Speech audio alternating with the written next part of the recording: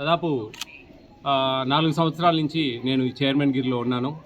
ఇక్కడ మన అనకాపల్లి జిల్లాకు సంబంధించి యలమంచిలి నియోజకవర్గంలో ఈరోజు పర్యటించడం జరుగుతూ ఉంది. ఈరోజు పొద్దున్న నుంచి దాదాపు ఒక 4-5 అంగన్వాడీ సెంటర్స్, అలాగే స్కూల్స్, అలాగే రేషన్ షాప్స్ చూడడం జరిగింది. సాటిస్ఫాక్టరీగా ఉందండి, పర్లేదు, అందరికీ అన్నీ కూడా బాగానే ఉన్నాయి. కొంచెము గడ్డెపాలెంలో కొద్దిగా ఎక్స్పైర్ డేట్ ఉన్నాయి, అందువేళ చూస్తూ వచ్చాము. అంగన్వాడీ సెంటర్లో కొంచెం వాళ్ళకు వార్న్ చేసి కొంచెం మెమోస్ ఇమ్మని చెప్పి పీడీ గారికి రికమెండ్ చేయడం జరిగింది. దాని తర్వాత ఈ యలమంచిల్లో టౌన్లో నేను ఒక 3 అంగన్వాడీ సెంటర్లు చూశాను. 3 చాలా బాగున్నాయి, సంతోషం అనిపించింది నాకు. భోజనాలు కూడా చాలా బాగా టేస్టీగా చేశారు.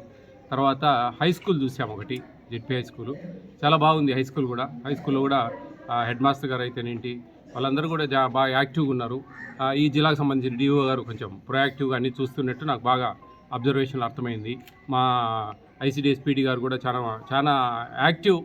నాకు దాదాపు ఇప్పుడు 3వసారి ఆమె ద్వారా నేను విజిట్స్ చేయడము. అట్లాగే 2 అంగన్వాడీ మన రేషన్ షాప్స్ చూసాము, క్లియర్గానే ఉన్నాయి, పర్లేదు, బాగానే జరుగుతూ ఉంది. మన డిఎం గారు అయితేనేంటి, డిఎస్ఓ గారు అయితేనేంటి, వీళ్ళందరూ కూడా కొంచెం శ్రద్ధగానే కనిపిస్తూ ఉంది నాకు ప్రజెంటు. ఇంకా కొన్ని హాస్టల్స్ చూస్తాం.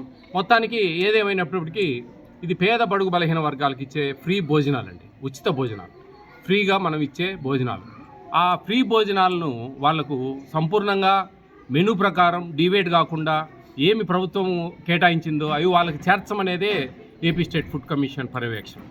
ఇది నేషనల్ ఫుడ్ సెక్యూరిటీ యాక్ట్ 2013 లోపల ఏపీ స్టేట్లో ఈ ఫుడ్ కమిషన్ అనేది పనిచేస్తూ ఉంది.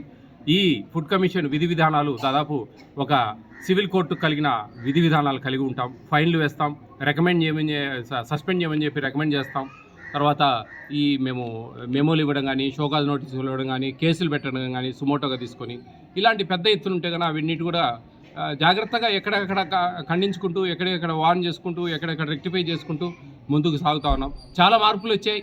గతంలో నేను చేరిన 4 ఏళ్ల క్రితంకు ఇప్పటికీ చాలా తేడాలు కనిపిస్తూ ఉన్నాయి. నాకు చాలా హ్యాపీగా ఉంది వాస్తవంగా.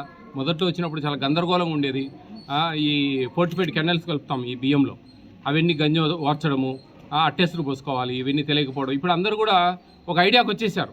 వంట వాళ్ళు అయితే వాళ్ళు అడగంగానే సార్ మేము వంచడం లేదు సార్, ఓర్చడం లేదు, అదేదో విటమిన్స్ ఉన్నాయంట, పోషక విలువలు ఉన్నాయంట అని ఏదో చెప్తా ఉన్నారు. ఏదో మొత్తానికైతే ఓర్చకూడదు అనేది దాదాపు అందరికీ తెలిసిపోయింది. సంతోషం, నాకు చాలా సంతోషం. ఎందుకంటే చెప్పి ఎన్నో వీడియోలు పెట్టి సోషల్ మీడియాలో ఎంత అవేర్ చేస్తే కానీ ఈరోజు ఈ స్థాయికి రాలేదు.